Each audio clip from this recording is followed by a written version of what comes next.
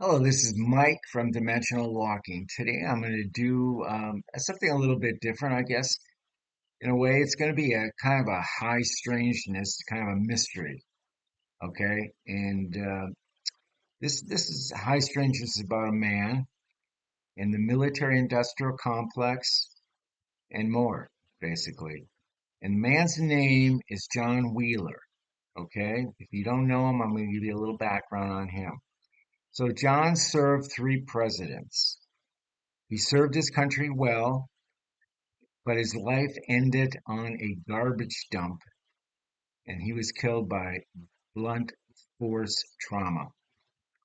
About 48 hours before his death, he was wandering around a parking garage, confused and dazed. Okay. To this day, there are very few leads to the killer, according to the local police. Um, so, why would somebody want to kill this man? He knew something very big and very dangerous. Okay.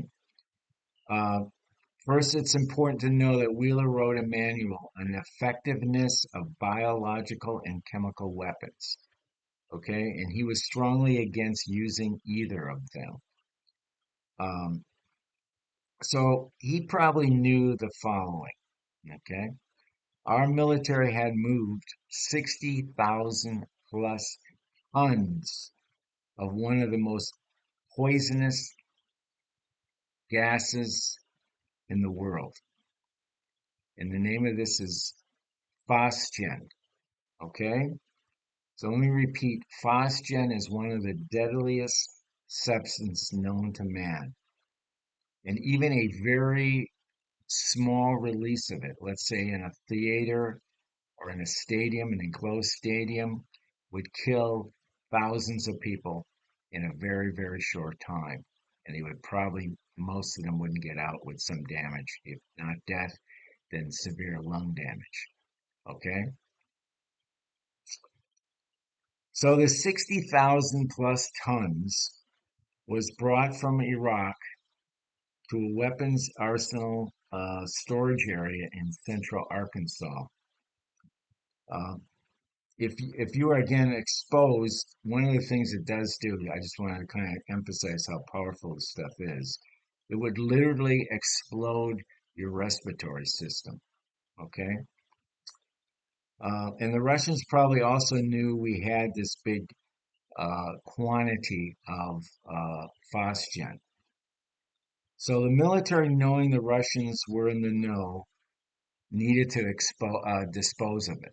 So, like they did in Utah, a lot of chemical weapons were brought there and was disposed of at their army depot just outside of Salt Lake City. You know, I've been to that depot, or at least on the outside of it.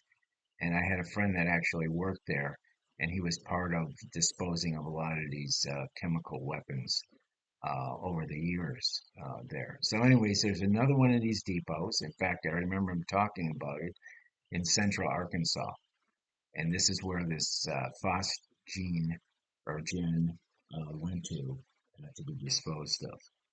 So the military again knew that the Russians, or at least they thought the Russians had known. That really bothered, that made them or forced them basically to dispose of this. Uh,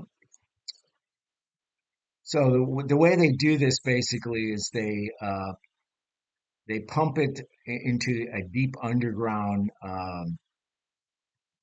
storage area basically, and they're actually the interesting thing about it is it's been said that it also caused probably 500 um, minor earthquakes in the area, which is pretty crazy. Um, so phosgen is a substance that cannot be made anymore because of the worldwide weapons treaty. Okay, and there was another malfunction in the transfer of this gas in and around central Arkansas. Um, One of the tanker aircraft carrying the gas accidentally released some in the air. And you may have heard, this was back several years ago, where a bunch of blackbirds actually mysteriously died. And I guess they said it was over 4,000 blackbirds. And they're really contributing to this release. And it caused this tremendous lung damage. That's why they kind of knew that humans would also have this same type of damage. And it was pretty crazy. And then on top of that, even to make this worse, there was also an accidental release over a river in Arkansas. We're Arkansas, they're just getting hit left and right.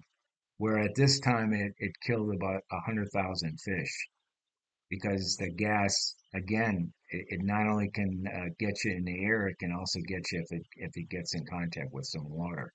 So apparently, almost instantly, 100,000 fish died, or in a very short time, 100,000 fish died. So John Wheeler was gonna tell the U.S. and the world about his ongoing and extreme dangers of this gas. Okay, because he knew it. He knew how dangerous this stuff was. So it looks like John Wheeler paid the ultimate price for being an American hero, or I guess in this case we'll call him a whistleblower. Uh, Sadly, few people knew this story of a guy that basically had the desire to do the right thing. Um, and I salute John. Uh, as I mentioned in the title, also helped create the famous war memorial honoring the Vietnam vets.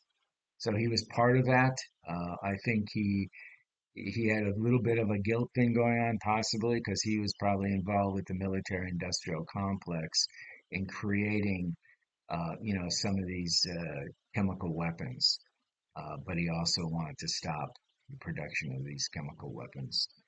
So, as you probably know, Vietnam was probably a place where some of these really horrible weapons had been used that killed probably millions of or at least many. I don't want to say millions. It's probably many civilians and soldiers alike, including many of our soldiers who are dying today from the effects of chemicals like Agent Orange.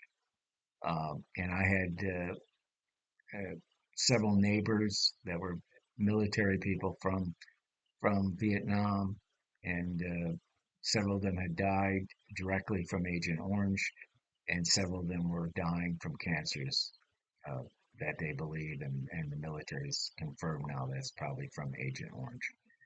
So, anyways, chemicals are bad stuff, especially if they're high poisons,